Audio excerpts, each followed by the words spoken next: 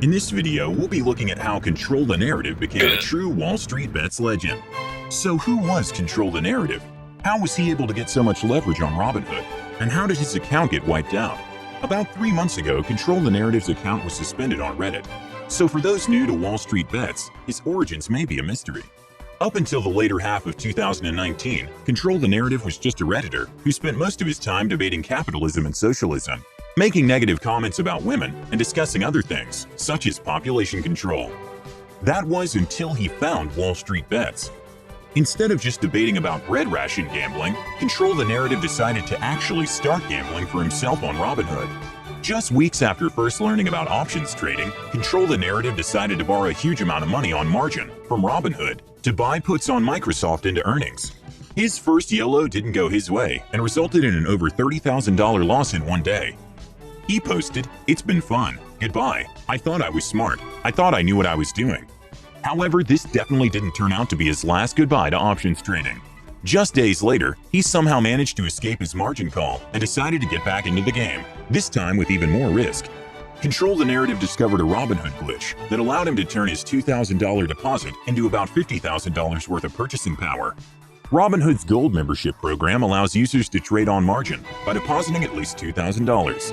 So if you deposit $2,000, then you can buy $4,000 of stock on margin. You then can sell covered calls on that stock, receiving a premium now. The Robinhood system for some reason recognized this as you both owning the stock and having cash from the sale of the option, even though you've agreed to sell that stock via the covered call. Repeating this over and over allowed users to gain infinite leverage by selling margin-covered calls using margin, then using the proceeds to sell more margin-covered calls.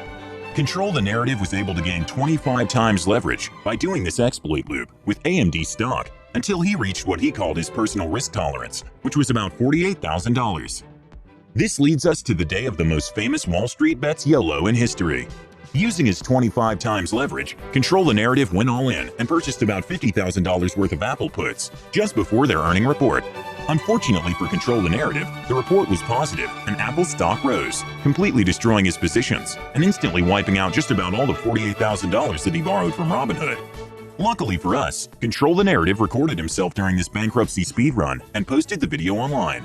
At about the 42-second mark in the video, when he sees the destroyed values of his puts, he says the now infamous which has spawned countless parodies and memes on the subreddit. Say something, I'm giving up on you.